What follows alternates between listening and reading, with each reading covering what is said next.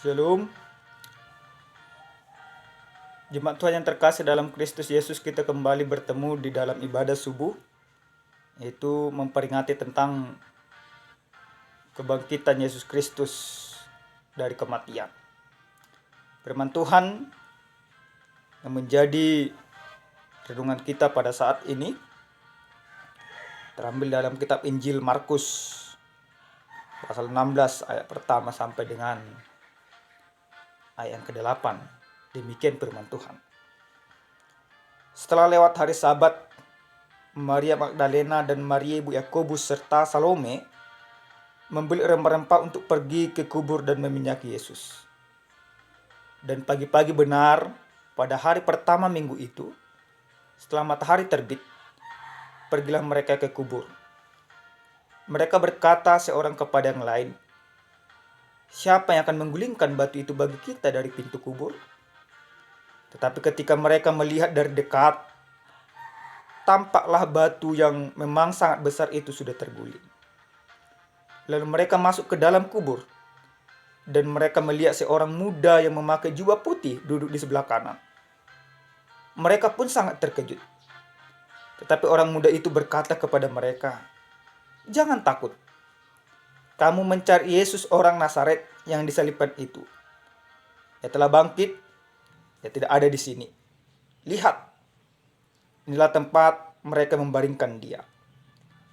Tetapi pergilah, katakanlah kepada murid-muridnya dan kepada Petrus, ia mendahului kamu ke Galilea. Di sana kamu akan melihat dia, seperti yang sudah dikatakannya kepada kamu." Lalu mereka keluar dan lari meninggalkan kubur itu, sebab gentar dan dahsyat menimpa mereka. Mereka tidak mengatakan apa-apa kepada siapapun juga karena takut. Dengan singkat, mereka sampaikan semua pesan itu kepada Petrus dan teman-temannya. Sesudah itu Yesus sendiri dengan perantara murid-muridnya memberitakan dari timur ke barat berita yang kudus dan tak terbinasakan tentang keselamatan yang kekal itu. Sampai di sana pembacaan firman Tuhan. Jemaat yang terkasih dalam Kristus Yesus, hurian di Tuhan nah nolonga di bagasan Yesus Kristus. Firman Tuhan yang menyapa kita pada saat ini yaitu dengan tema kebangkitan Yesus. Tema yang begitu familiar, tema yang begitu sering kita dengar dari tahun ke tahun tentang kebangkitan Yesus. Bapak Ibu jemaat Tuhan, ada perkataan orang bijak berkata bahwa di dunia ini tidak ada yang abadi dan tidak ada yang sempurna, termasuk soal janji. Apalagi janji manusia, tidak ada yang sempurna. Sering sekali hari ini manusia berjanji, besok akan melupakan janji itu. Akan tetapi berbeda dengan janji yang dimiliki atau yang disampaikan oleh Yesus. Sebelum Yesus ditangkap, sebelum Yesus disalibkan, sebelum dia mati, dia pernah mengatakan kepada murid-muridnya, yaitu bahwa aku akan bangkit pada hari yang ketiga dan akan mendahului kamu ke Galilea. Kalau kita membaca dalam kitab Matius 26 ayat 32, janji itu sudah Yesus sampaikan. Tetapi seiring berjalannya waktu, ketika Yesus ditangkap, ketika Yesus disalibkan, ketika Yesus mati, maka murid-muridnya melupakan segala sesuatu yang Yesus ajarkan, termasuk soal janji itu. Yang awalnya mereka semangat, mereka percaya guru yang mereka ikutin itu adalah guru yang berbeda daripada guru-guru ahli Taurat pada saat itu. Tetapi ketika Yesus mati di kayu salib, seketika itu juga pandangan mereka tentang pengajaran Yesus lenyap. Kenapa lenyap? Mereka menjadi tidak percaya lagi atau melupakan segala janji yang pernah Yesus sampaikan. Bapak Ibu, hurian di Tuhan na nolonga di bagasan Yesus Kristus. Marhite-hite hata ni debatahon. Takas do ima di pasahap tu hita. Giari nang perjulu. Ima dungsae ari sabati disugut manogot. Manang di buah-buah ijuk. Martahi do ima si Maria Magdalena. Maria omak di si Jakobus do si Salome. Martahi nang marjiara nang manopot ima kuburan ni Yesus. Martahi do nasida nang mabayan ima aka na angur aka rempah-rempah tubakan ni Yesus. Jala diulahon nasida doi salut aka tahinda sida. Borak do nasida tu kuburani jala mas do nasida. Alai dong saat nasida di kuburani dapok nasida madang di sibe bakka di Yesus. Gabi adong masunggul suku-suku di bagasan roh nasida. Tu dia do bakka ni Yesus. Apalagi pajupang mamuse nasida do imasada duli-duli na poso na mamake baju na botar na mase uli. Ketika mereka sampai ke sana, mereka tidak melihat tubuh Yesus kembali. Oleh karena itu mereka semakin ketakutan. Mereka berpikir mungkin ada memindahkan bangkainya, mungkin ada memindahkan mayatnya. Bahkan yang paling miris, mereka berpikir bahwa ada yang mencuri.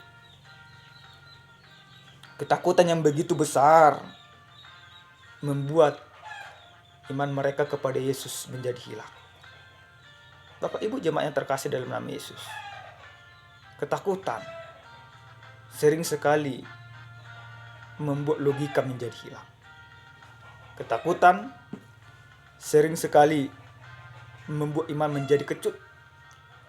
Ketakutan sering sekali membuat kita menjadi gegabah. Ketakutan sering sekali membuat pikiran kita menjadi tidak realistis. Bahkan ketakutan sering sekali membuat kita menjadi berpikiran negatif. Tetapi melalui perikop firman Tuhan ini, pemuda itu atau orang muda itu yang notabene-nya adalah Yesus sendiri berkata kepada perempuan-perempuan itu, jangan takut karena Yesus sudah bangkit. Tetapi pergilah, dia akan menjumpai kamu bersama dengan murid-muridnya ke Galilea. Yesus memberikan pesan kepada mereka, mengingatkan mereka kembali soal janji yang sudah pernah disampaikan. Dia akan bangkit, dia akan menjumpai mereka di Galilea. Jemaat yang terkasih dalam Kristus Yesus, apa yang harus kita lihat? Apa yang harus kita imani? Dan apa yang harus menjadi pedoman kita di dalam kebangkitan Yesus? Di sini kami ada buat beberapa hal yang untuk memperteguh iman percaya kita kepada Yesus, yaitu setelah Yesus bangkit. Yang pertama kami katakan, kebangkitan Yesus adalah untuk menyempurnakan janjinya. Bapak Ibu jemaat yang terkasih dalam Kristus Yesus, Paulus pernah katakan, jika Kristus tidak bangkit, maka sia-sialah kepercayaan kamu, dan kamu masih hidup dalam dosa. Jadi kebangkitan Yesus memberikan pengertian yang baik kepada kita bahwa Allah menggenapi segala janjinya. Janji apa itu? Bahwa kematian itu tidak akan pernah lagi mengalahkan Yesus. Bahwa kebangkitan Yesus merupakan suatu kesempurnaan dari cinta kasih Allah. Yang mana dengan kebangkitan Yesus, bahwa kuasa dosa tidak akan pernah lagi mengalahkan orang-orang percaya. Dengan kebangkitan Yesus maka kita dimerdekakan. Maka Yesus memerdekakan kita dari segala sesuatu. Termasuk yang paling besar, memerdekakan kita dari lawan musuh yang terberat kita adalah dosa.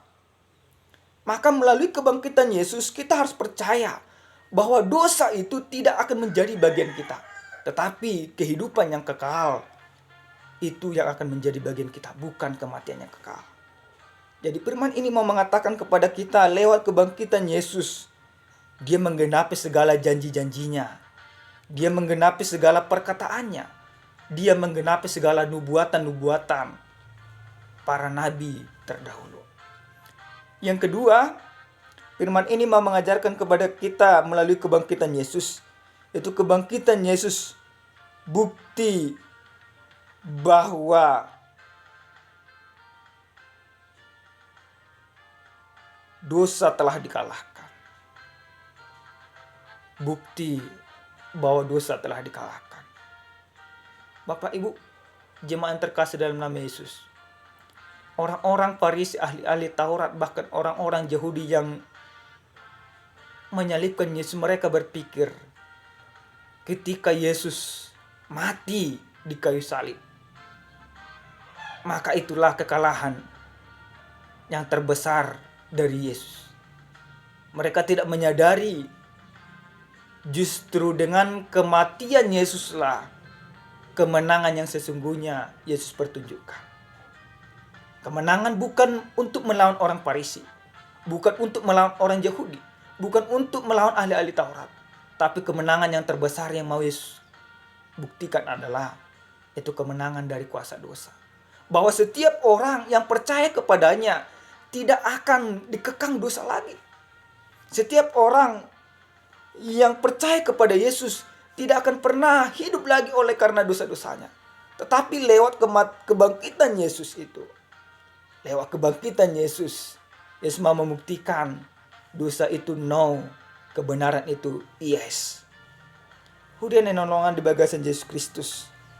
Na patuluhon nanang dohonon nihatan di bata kita di bagasan partikenon. Haheon di Tuhan Yesus Kristus mengubah saluhut parngolota. Kebangkitan Yesus merubah segala sesuatu kehidupan kita dari rasa takut menjadi rasa gembira dan sukacita. Bapak Ibu jemaat Tuhan, mungkin pada saat ini kita takut oleh karena berbagai hal, termasuklah oleh karena virus corona yang terus merebak di dunia ini, termasuk di negara kita. Kita pasti takut dengan semuanya itu. Kita mungkin takut bagaimana nanti kehidupanku oleh karena virus corona ini, anak-anak tidak sekolah, perekonomian lumpuh dan lain sebagainya. Bahkan juga banyak menakutkan, yaitu bagaimana nanti pernikahanku akan menjadi gagal oleh karena virus corona ini. Yang kurencanakan untuk berpesta pora, untuk bersuka cita, tapi oleh karena virus corona ini, semuanya menjadi hilang. Persiapan yang sudah dipersiapkan selama ini seakan-akan menjadi sia-sia.